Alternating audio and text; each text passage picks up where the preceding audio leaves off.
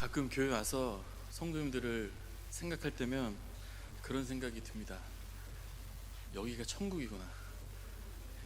한 분 한 분 정말 사랑이 많고 그만큼 잘 하나님 앞에서 세워져 가시는 모습, 또 우리 공동체가 그렇게 자라가고 있구나라는 확신이 들고 진짜 그렇습니다. 한 분 한 분 보면 여기가 천국이겠다라는 생각이 들어요. 오늘 본문을 중심으로 주님 나를 써 주옵소서라는 제목으로 말씀을 전하기 원합니다. 저는 이런 질문을 많이 들으며 자랐는데요. 여러분 어떠십니까? 커서 뭐가 되고 싶니? 너는 커서 뭐가 될래? 여러분 어렸을 적 뭐가 되고 싶으셨습니까? 뭐라고 대답하셨습니까?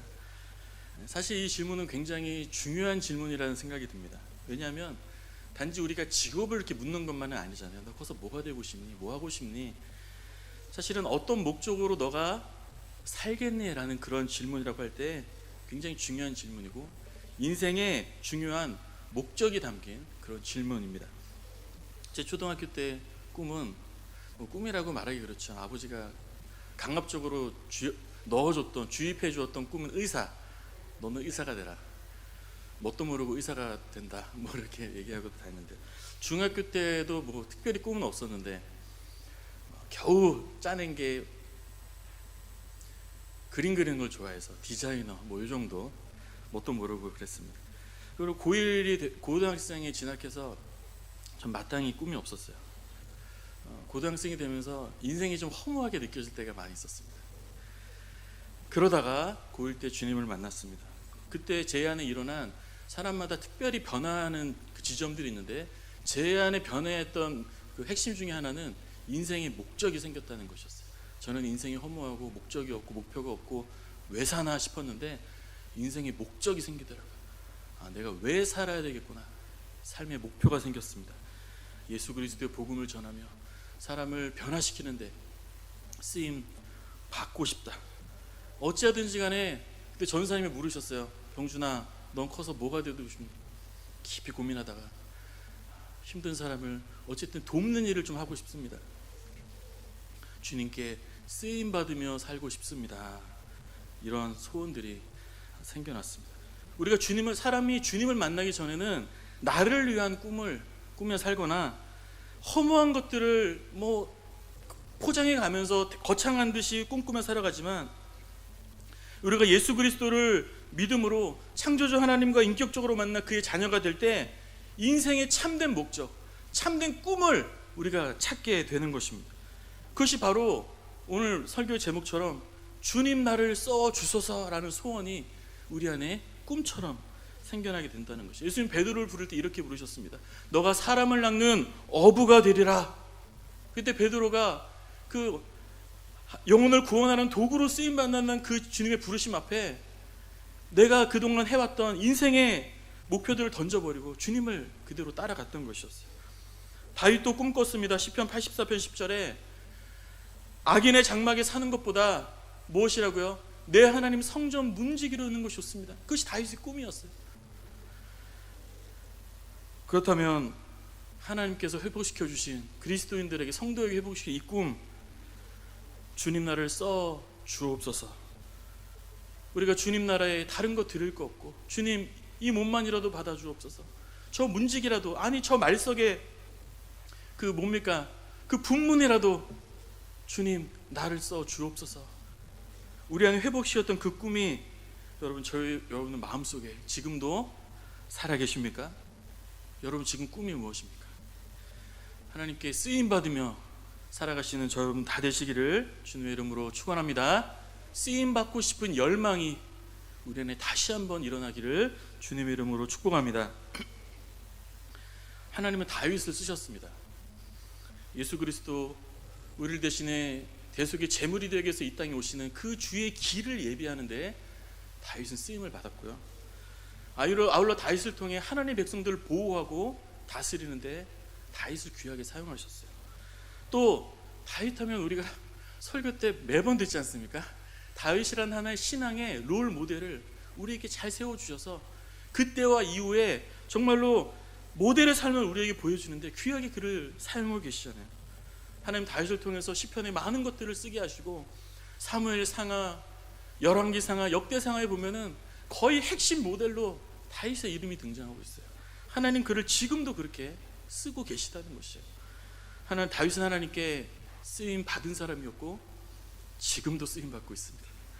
그렇다면 하나님이 왜 이처럼 다윗을 사용하셨을까요?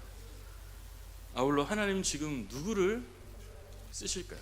오늘 본문을 중심으로 한 가지만 살펴보면서 은혜를 나누겠습니다.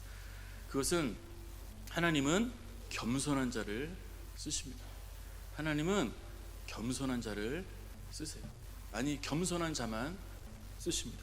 하나님 이스라엘 다스릴 왕을 찾고 계셨습니다. 그래서 처음에 사울을 발견하셨어요. 그리고 그를 왕으로 쓰시려고 그를 부르십니다. 하나님께서 사울을 왕으로 쓰시려고 부르셨던 그 이유는요, 그가 겸손했기 때문이었어요. 한 번은 하나님께서 사울에게 가서 기름을 부어라 라고 말씀하시고 사무엘이 이제 사울을 찾아갑니다. 그래서 기름 붓기 전에 그에게 이런 말을 건네요. 무슨 말을 건네느냐, 풀어 말하면 당신은 이 나라에서 굉장히 중요한 사람입니다. 마치 그가 왕인 것처럼 그를 지켜 세우고 그를 왕처럼 중요한 인물로 그를 그렇게 소개하고 그에게 말을 합니다. 그때 사울이 뭐라고 대답했는지 아세요? 사무엘상 9장 21절인데요.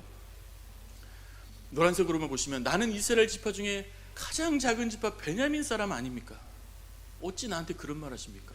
나는 베냐민 가족 중에서도 가장 미약한 가족 구성원 아닙니까? 저는 그런 말 들을 자격이 없어요. 왜 그런 말 나에게 하십니까? 그렇게 사울이 대답했습니다. 하나님이 그럴 때 사울을 쓰셨던 것이에요. 진심으로 그렇게 고백할 때, 그럴 때 사울을 쓰셨습니다. 또 한 번은 그 이후로 이제 리더들을 모아놓고 왕을 제비 뽑음으로써 하나님의 뜻이 무엇인지를 결정하는 시간이 있었어요. 그때 제비를 뽑는데 마지막으로 사울이 뽑힙니다. 그때 뽑힌 이후에 한 사람이 뭐라고 말하느냐, 사울을 비난했어요. 사무엘상 10장 27절에 보니까 이 사람이 어떻게 우리를 구원하겠느냐 하면서 어떻게 했다고요? 그를 멸시했어요. 이외에도 말이 많았겠죠. 사울을 멸시하고 공개적으로 그를 비난했습니다. 그때 사울이 어떻게 했는지 아십니까? 27절에 잠잠하였더라. 아무 말도 하지 않았어요. 흥분도 하지 않고 놀라지도 않았어요. 그냥 가만히 잠잠했더라. 잠잠할 수 있었던 이유, 나는 아무것도 아니고 라고 생각할 때 그는 잠잠할 수 있었죠. 어쩌면 그는 실제로도 아무것도 아니었기 때문에 더 그런 말을 할 수 있었을지 모르겠어요. 사울이 겸손할 때 하나님은 사울을 쓰셨습니다. 그러나 머지않아 어떻게 됩니까? 왕으로 세움 받은 그 목적을 잃어버리죠. 결국 교만하여졌고 그 이후로 죽는 날까지 쓰임받지 못합니다. 처음에는 나는 아무것도 아닙니다 했는데 이제 왕의 권세를 느끼거든요. 사람마다 고개를 조아리고 사람마다 왕이 뭐 하십시오 자꾸 하니까 이제 뭐가 뭔지 모르는 거예요. 착각하는 거예요. 이제는 하나님의 말씀도 무시하고 자기 마음대로 하는, 하나님 없는 그냥 왕이 돼버린 거예요. 인생의 목표를 잃어버린, 참된 꿈을 잃어버린 그냥 왕이 돼버린 거예요. 여러분, 사람들이 이 땅에서 왕이 되려고 합니다. 죄의 본성인 것 같습니다. 그런데 어떤 왕입니까? 나 자신을 위한 왕, 나의 즐거움을 위한 왕, 나의 목적을 위한 왕, 나의 꿈을 위한 왕, 허무한 어떤 세상의 목적을 위한 왕이 되려고 하죠. 그러나 우리는 명심해야 됩니다. 무엇을요? 하나님께 쓰임받는 그 목적이 있는 왕이 되어야 한다는 것이에요. 그 목적을 잃어버리면 다 잃어버린 것입니다. 그것을 놓친 사울은 쓰임받지 못하는 헛된 왕노릇만을 그 이후에도 오랫동안 살면서 했어요. 그러나 그 이후에 한 번도 그는 쓰임받은 적이 없습니다. 그저 왕의 일을 할 뿐이었어요. 사랑하는 성도, 우리가 이것을 주의해야 될 줄로 믿습니다. 겉으로 볼 때는요, 왜냐하면 겉으로 볼 때는 쓰임받는 것과 쓰임받지 않은 것을 구분하기가 굉장히 어려워요. 사실 옆에 있는 사람은 모를 것입니다. 자기 자신도 모를 때가 많기 때문에 마치 지금 쓰임받지 않고 있는데 나는 쓰임받고 있는 것처럼 그렇게 우리가 높은 자리에서 얼마든지 평생 왕노릇할 수 있다는 것이죠. 하나님은 교만한 사울을 결국 버리셨습니다. 쓸 수가 없기 때문에. 그래서 이스라엘 다스리는데 쓰임받을 왕을 또다시 찾기 시작하셨어요. 그리고 발견하셨어요. 그것이 바로 다윗이었습니다. 하나님은 사무엘 선지자에게 또 이렇게 말합니다. 1절 말씀에 내가 그의 아들 중에서 한 왕을 보았으니 이새에게로 가라. 그 아들 중에 기름을 부어 왕을 삼아라. 근데 무엇이라고요? 이는 내가 그의 아들 중에서 한 왕을 보았느니라, 이렇게 말씀하고 있습니다. 저는 이 부분이 계속 묵상이 되더라고요. 하나님은 뭘 보셨을까? 내가 왕을 보았느니라. 이새의 아들 중에 내가 왕을 보았다. 하나님 본 것이 무엇일까? 하나님은 다윗에게서 과연 무엇을 발견하셨을까? 하나님은요, 사람을 찾으시는 하나님이십니다.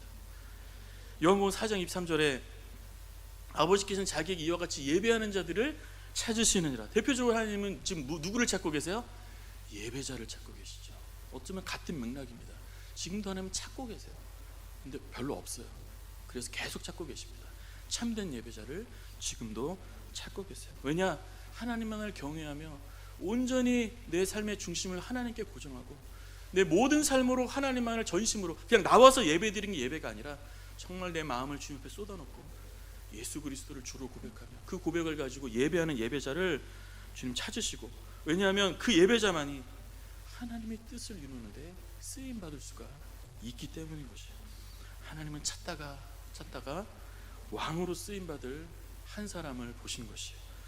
사도행전 13장 22절에 보니까 내가 이새의 아들 다윗을 만나니 뭐라고요? 내 마음에 맞는 사람이라. 내 뜻을 다 이루겠다. 내가 그를 보았다. 내가 그를 만났다. 내가 그를 쭉 지켜보니 내 마음에 맞았다라고 말하고 있습니다. 구원에는요, 조건이 없습니다. 하나님의 무조건적인 은혜. 우리가 잘한 게 뭐가 있어요? 뭐 부모님 때문입니까? 아니요. 하나님의 전적인 은혜와 하나님의 택하심으로 우리는 값없이 은혜로 선물로 구원의 선물을 그냥 우리도 모르게 받아버렸어요. 그러나 하나님이 사람을 쓰실 때는요, 하나님 보시는 것이 있다는 거예요. 아무나 쓰시지 않으신다는 것이에요. 하나님은요, 일정한 준비가 된 사람을 쓰신다는 것이에요. 그냥 불러다가 쓰시지 않으시는 것이에요. 하나님은 준비된 다윗을 발견하신 것입니다. 그러면 다윗이 무엇을 준비된 것일까요? 능력이요? 실력이요? 뭐 스펙이요? 다윗에게서 뭘 찾으셨을까요? 바로 하나님은 다윗의 그 겸손한 중심을 발견하신 거예요. 그 중심을, 겉으로는 누구든지 겸손할 수 있지만 그 중심에 진짜 겸손을 발견하신 것이었어요. 사무엘상 오늘 본문 7절 말씀에 하나님은 사람은 외모를 보거니와 나 여호와는 중심을 보느니라. 그 중심 속에 있는 겸손함을 하나님은 보신 것이었어요. 하나님은 사무엘에게 이새의 아들 중에서 기름을 부어라 하고 그를 보내십니다. 이름도 말씀해 주지 않으셨어요. 그래서 사무엘이 이제 이새에게로 갑니다. 이새에게로 가서 이제 모든 사람들을 모았어요. 사람들을 모으고 특별히 이새에게 가서 모든 아들들을 다 모으라고 그렇게 하셨습니다. 그리고 아들들을 하나씩 보는데 너무나 왕감이 많았어요. 그 인물을 이렇게 좋아하는지 모르겠어요. 그건 하나님 무엇을 보신다? 중심을 보신다고. 사무엘처럼 그런 정말로 그 제사장이 볼 때에도 왕감인 거예요. 하나님이 쓰실 왕감이었어요. 눈으로 볼 때는 그런 거예요. 근데 하나님은 그걸 보지 않으신다니까요. 보는 것이 다른 것입니다. 너무 왕감이 많았어요. 하나님은 지금 우리 세상에서 뭐 대단한 일을 하는가? 안 보시는 거예요. 그런 건 관심이 없어요. 하나님은 지금 우리가 지금 세상에서 어떤 능력과 경험을 가졌는가? 무엇을 그동안 해왔는가? 배경이 무엇인가? 관심이 하나도 없어요. 그것을 아예 안 보세요. 사람이 볼 때는 7명 모두 왕감인데 하나님 보실 때는 아무도 아니었어요. 당황한 사무엘이 이새에게 묻습니다. 아들이 다 왔습니까? 이새는 그제서야 실토하죠. 아직 8째가 있긴 한데, 약간 이런 말투였던 것 같아요. 8째가 있긴 한데 뭐 그냥 말할까 말까 하다가 하는 듯한 그런 뉘앙스였습니다. 그러면서 하는 말 11절에 그는 양을 지키나이다. 그는 양을 지킵니다. 약간 뭐 귓속말 하듯이 그는 양을 칩니다라는 말은 무엇이냐? 그 당시 참 별 볼 일 없는 사람입니다. 이제 그런 뜻입니다. 한마디로 막내는 그냥 양이나 지키는 그냥 그런 아직 어린 소년입니다. 그는 뭐 데려올 만한 그 사람이 아니에요. 그는 왕이 될 만한 쓰임 받을 만한 어떤 그러한 능력이나 조건이 없습니다. 그 말을 들은 사무엘은 선지자로서의 어떤 그런 확신이 있었습니다. 아, 하나님이 8째를 보셨구나. 그리고 말합니다. 그를 데려오라. 이새가 아마도 좀 머뭇거렸던 것으로 생각이 돼요. 왜냐? 사무엘에 이어서 마치 엄포를 놓듯이 이새에게 이렇게 이어서 말합니다. 11절에 그가 여기 오기까지는 우리가 식사 자리에 앉지 않겠노라. 다시 말하면 그가 여기 오기까지는 내가 지금 서 있겠다. 내가 앉지 않겠다. 그러니까 빨리 지금 데려오라는 것이에요. 그가 안 오면 나 아무것도 안 할 테니까 하여튼 데려와라. 머뭇거리지 말라는 것이에요. 별 볼 일 없다고 무시하지 말라는 것이에요. 우리는 은연중에 사람이란 존재 자체는 은연중에 사람을 외모를 보고 무시하는 경향이 있습니다. 나도 모르게 그렇게 되는 것 같아요. 그러나 우리는요, 그래서는 안 됩니다. 여러분, 우리는 어떻습니까? 과거에 남들에게 무시받은 적 여러분 없으세요? 업신여금을 받았던 적 혹시 없으십니까? 예수님께서 하나님의 아들로 이 땅에 오셨지만 유대인들이 예수님을 배척했던 이유 중 하나는요, 주님이 너무 낮은 자리에 오셨기 때문이었어요. 조금만 더 예수님이 높은 자리에 오셨다면 인정해 줄 수도 있었을 것이었어요. 너무 낮은 자리에 오니까 아예 업신여겨버렸던 것이죠. 하나님은 우리가 외모를 보고 사람을 무시하거나 판단하는 자 되기를 결단코 하나님 원하지 않으신다는 것이죠. 우리가 외모를 누군가 판단한다면 그것은 낮고 천한 자리에서 이 땅에 오신 예수님을 무시하는 것과 다르지 않다는 것입니다. 주님 말씀하셨잖아요. 내가 소자에게 한 것이 나에게 한 것과 같다라고 하셨잖아요.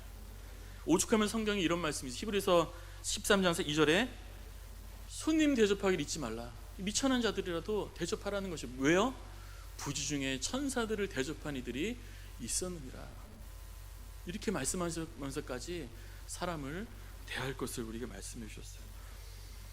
우리는 어떻습니까? 은연중에 사람의 학력이나 그의 배경이나 그가 과거에 어땠더라, 어떤 눈에 보이는 모습 가지고 그냥 수준을 평가해버리고 그렇게 판단해버리지는 혹시 않습니까? 그것이 바로 교만한 것이라는 것이에요. 하나님은요, 어떤 이가 아무리 지금 왕의 자리에 있더라도 교만한 자는 사용하지 않으신다는 것이에요. 외모가 마음에 안 들어도 그를 존중하고 인정하고 존대하는 것이, 그것이 겸손한 것입니다. 근데 여기서 생각되는 의문이 하나 있습니다. 과연 다윗이 몰랐을까라는 생각을 하게 되었어요. 사무엘은 베들레헴 성읍에 도착을 했습니다. 이새가 살고 있는 곳이 베들레헴 성읍이었거든요. 그 성읍을 다스리는 장로들을 만났어요. 그리고 그들과 이야기를 했습니다. 이제 제사를 드리자라고 그렇게 말을 했죠. 여러분, 사무엘이 성을 방문했다는 소식은요, 그 큰 성읍이 아니기 때문에 다 아는 소식이 된 겁니다. 사무엘이 누굽니까? 왕의 제사장이요, 거의 왕의 측근과도 같은 존재고 굉장히 중요한 인물이었어요. 마치 왕을 영접하는 것처럼 장로들은 그를 영접했을 것입니다. 그리고 사무엘이 이새와 그의 아들들을 따로 초대했다라는 이 소식은요, 대단한 소식이에요. 엄청난 소식입니다. 순식간에 다 퍼져나갔을 것이에요. 그 작은 성읍, 소문이라는 것은 순식간에 전달됩니다. 그렇다면 여러분, 그때 초청된 7 아들들을 다 데려오라 했거든요. 다윗 빼고 7 아들이 여러분들 다 집에 있었을까요? 집에 가니까 집 방에 다들 공부하고 있었더라, 뭐 이런 건 아니지 않습니까? 다 각자 성인이 되었기 때문에 다 뿔뿔이 뜯어서 각자 일들을 하고 있었을 것이에요. 그들을 다 모으는데 바로 모이지 못했을 겁니다. 적잖은 시간이 걸렸을 것입니다. 다윗이 몰랐을까라는 생각을 하게 되었어요.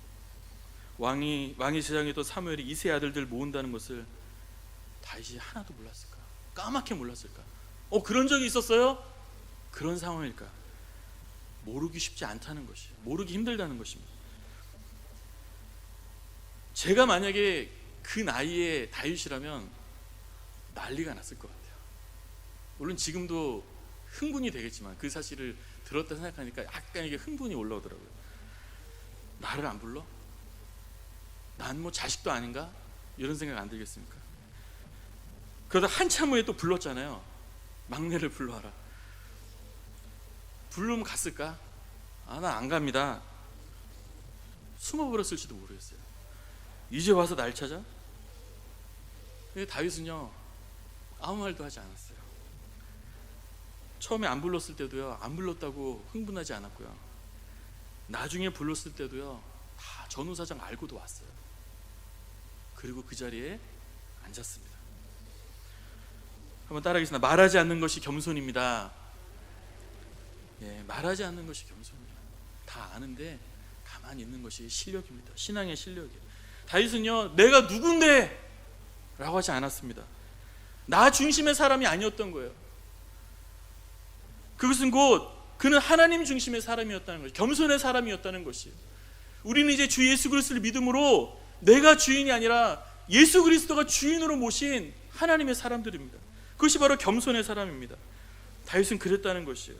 성경에서 하나님이 사용하셨던, 귀하게 사용하셨던 또 한 명을 꼽으라면 그 사람 바로 모세입니다.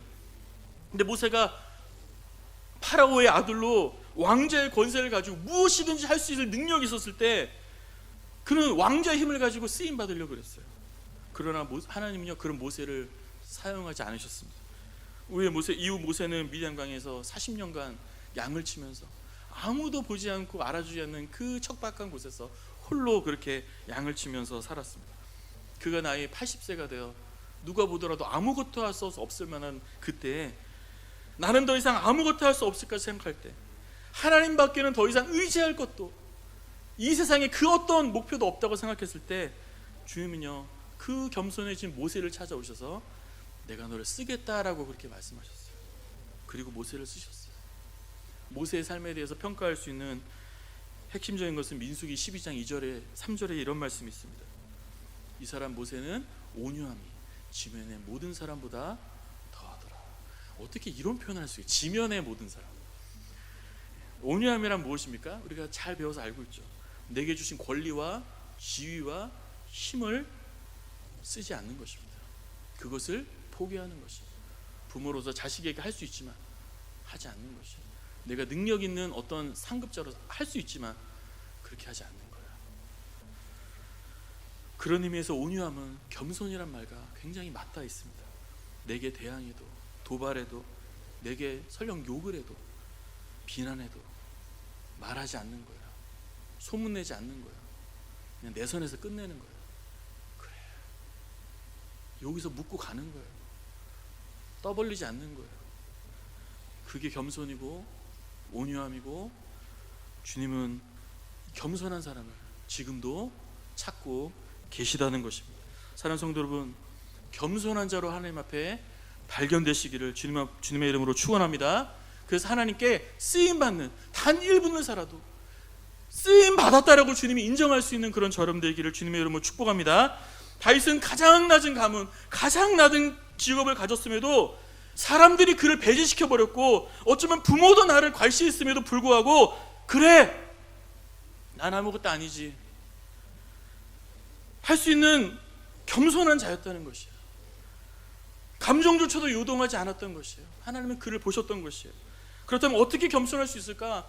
우리가 하나님이 어떤 분이신가를 정확하게 복음을 통해 발견하고 나는 누구인지가를 말씀을 통해 다시 한번 정확하게 발견할 때 우리는 그제서야 겸손할 수 있습니다. 저는 한번 신앙생활 하다가 신앙의 성장의 하나의 포인트가 있었는데, 그게 언제냐, 상처받을 것이 아니구나라고 생각했을 그 포인트였어요. 어느 순간 상처받지 않는 나를 발견했습니다. 새로운 인생이 열리더라고요. 그전에 맨날 상처받았거든요. 예수님을 믿어도 수년 동안 상처받고, 왜 저렇게 나한테 말을 하지, 왜 저러지, 혼자서 씨름하고 혼자서, 전 굉장히 많이 울었어요. 맨날 혼자 울고 상처받고 맨날 그랬습니다. 근데 어느 순간 상처받을 필요 없구나, 상처를 어느 순간부터 안 받기 시작하더라고요. 새로운 인생이 열렸습니다. 하나님을 새롭게 발견했어요. 말씀을 듣다가 하나님 안에서 새롭게 나를 발견하고 하나님을 발견했어요. 그래, 나 아무것도 아니지. 내가 하는 거 아니지. 하나님이 하시는 거지. 내가 하는 거 아니니까 내가 하는 일 어려워도 하면 되지. 하나님이 하실 거니까. 설교가 쉽지 않습니다. 올라올 때마다 갈등이에요. 설교할 수 있을까? 하나님이 하시지. 늘 그러면서 올라오는 거예요. 그 속을 아셔야 됩니다. 네. 주님이 하시지 하면서 올라오는 거예요. 하나님이 일하시는 것이지. 난 그냥 순종만 하면 되지. 하나님만 나 사랑하면 충분하지. 저 사람 나 인정 안 해도 상관없지. 다른 것 안 돼도 상관없어요. 인생에 상관없어요. 저는요. 어떻게 돼도 상관없습니다. 하나님이 하시지. 하나님 안에서 사랑받는 자녀인 나를 발견하고 아무것도 아닌 나를 발견하고 모든 것 대신 하나님을 발견할 때 그냥 아무것도 아닌 게 되는 거예요. 어떤 모욕과 비난에도 나를 빼먹어 하면서 그냥 가서 전쟁하지 않아도 되는 것입니다. 요즘 확실히 상처를 거의 받지 않습니다. 그래도 상처를 받을 일들은 많아요. 상처를 받습니다. 1차적으로 타격을 받아요. 그러면 그때마다 스스로 고백합니다. 난 아무것도 아니지. 주님이 다 아시지. 하나님이 하시지. 그렇게 수없이 되뇌면 진정이 돼요. 그러면 잊어버리고 진짜 아무것도 아니게 됩니다. 기억도 안 나요. 교만하지 마시고 오직 겸손하시기를 주님의 이름으로 축원합니다. 우리가 교만하면 설령 사울 왕처럼 왕의 자리에 있더라도 하나님 쓰시 않으세요. 일은 많이 하는 것처럼 보여도 하나님 그거 쓰시는 것이 아닙니다. 감투뿐이요. 그건 의미 없는 시간이고 없어지는 시간입니다. 그러나 진심으로 우리가 겸손하게 반응하면 사람들은 알아주지 않아도 주님은 다 기억하고 다 그거 책에 쓰고 계세요. 하나님이 그런 우리를 발견하고 너무 기뻐하실 것이에요. 그리고 우리를 또 다른 곳, 낙고천한 어느 곳으로 우리를 다시 쓰시기 시작하실 것입니다. 다음 단계로 우리를 계속 옮기실 거예요. 말씀 마치겠습니다. 여러분 뭐가 되고 싶으십니까? 그 인생의 꿈을 지금 이루고 살고 계십니까? 예수 그리스도 안에서 하나님께 우리 새롭게 주신 인생의 목적, 주님 나를 써 주소서. 이 소원이 우리 안에서 사라지지 아니하고 계속해서 주님 만날 때까지 이 소원 가지고 낮은 곳에서 우리가 그렇게 겸손함으로 쓰임받는 저 여러분의 모든 삶이 되시기를 주님의 이름으로 축원합니다.